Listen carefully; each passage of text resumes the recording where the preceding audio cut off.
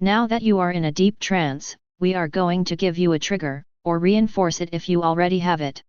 The trigger phrase is "I am a werewolf." If you use this trigger phrase, or if someone that you trust says the trigger phrase "you are a werewolf," you will undergo the transformation that you are about to experience again at whatever speed you want. Additionally, you will instantly turn back into a human if you use the reset phrase "I am not a werewolf," or if someone that you trust says the reset phrase "you are not a werewolf." Now the transformation will begin. First, feel a tingling sensation over your entire body as a medium-length coat of soft and fluffy brown fur grows, consuming any hair that you have as it does so. Also, the fur on your neck and head except for your face and the inside of your ears is 3 times as long as the rest of your fur is. Additionally, the fur on the inside of your ears is white and twice as long as your short fur is. Next, feel a round pulling sensation at the base of your spine as a tail that is as long as your legs are tall starts to grow. It is covered in the same short brown fur that covers most of your body and starts out being 1/3 as wide as your torso is, but gradually gets smaller over the last fifth of it until it ends in a dull point. Then, feel a pulling sensation on your face as it stretches out to form a long muzzle. As this happens, your nose disappears, the only remnants of it being your nose holes, which are located in the top left and top right corners of the front side of your muzzle. Once your muzzle finishes forming, the fur in a triangular area on the front of your muzzle falls out.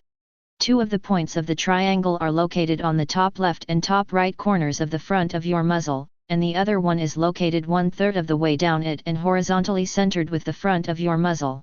Where the fur falls out, black skin that has swelled slightly is revealed. It is leathery and slightly squishy.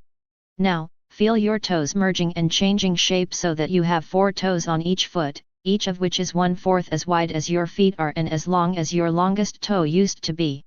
Next, feel your ears move to the top of your head as they become shaped like hollow cones that have been cut in half. Despite how different your new and old ears are, you will find that your hearing is just as good as it was before the transformation began. In fact, you will find that it seems like your hearing is much stronger in the directions that they are facing. In reality, your mind will just pay a lot more attention to sounds in the directions that they are facing, and less attention to sounds in the directions that they aren't facing, causing them to seem to be louder while ones from other directions seem to be quieter. However, you will be completely unaware that this is what is actually happening. After that, your finger and toenails disappear, the fur-covered skin that replaces them leaving behind no evidence that you ever had them. As this happens, white claws that are made of a hard and durable material start to grow out of the front of your fingers and toes. Their bases are each 1/3 as wide as the finger or toe that they are on and half as tall as that finger or toe. Also, they are horizontally and vertically centered on the finger or toe that they are on. They are 1/2 inch long and gradually curve down and get narrower and thinner so that they each end in a dangerously sharp point that points straight down and that is level with the bottom of the finger or toe that they are on. Despite the fact that your claws are dangerously sharp, you will never attempt to use them for anything, especially combat. Then, you feel a stretching sensation as your feet bend upwards just behind the balls of your feet so that everything on your feet behind the balls of your feet is angled upwards 45 degrees. Immediately after this happens, this bend in your feet locks in place, forcing you to walk on your toes and the balls of your feet, or walk digitigrade as it is called.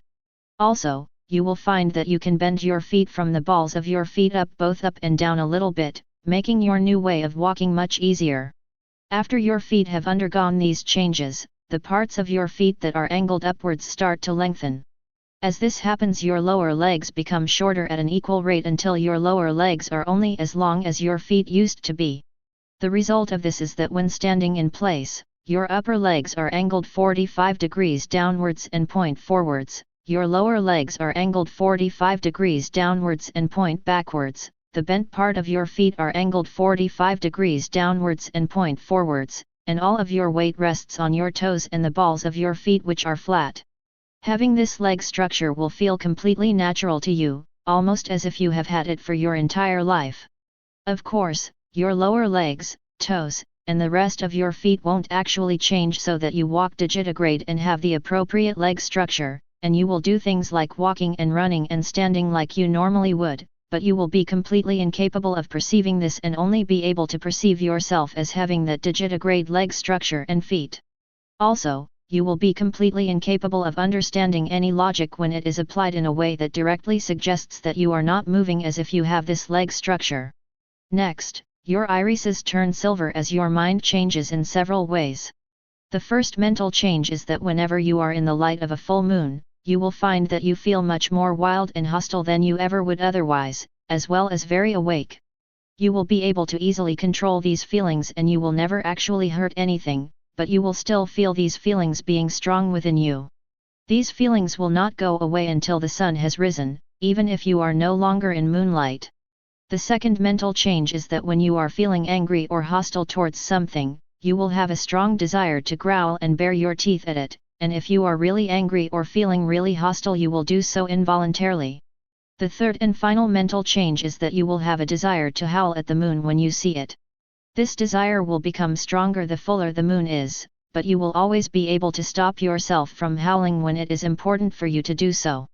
Finally, each effect of this hypnosis file will become inactive if it is a risk to your physical body or your well-being, if it is a risk to your social or professional life, if there is an emergency that it would prevent you from dealing with to the best of your abilities, or if it is a risk to your mental health. Also, any effect of this hypnosis file that was an issue will become active again once it no longer will be one. Additionally, you will never find this hypnosis file or the effects of it to be even slightly addicting. Now you have been transformed into a werewolf. I'm sure that nights with full moons will be very different for you from now on. This session is almost over, so goodbye, my lycanthrope friend.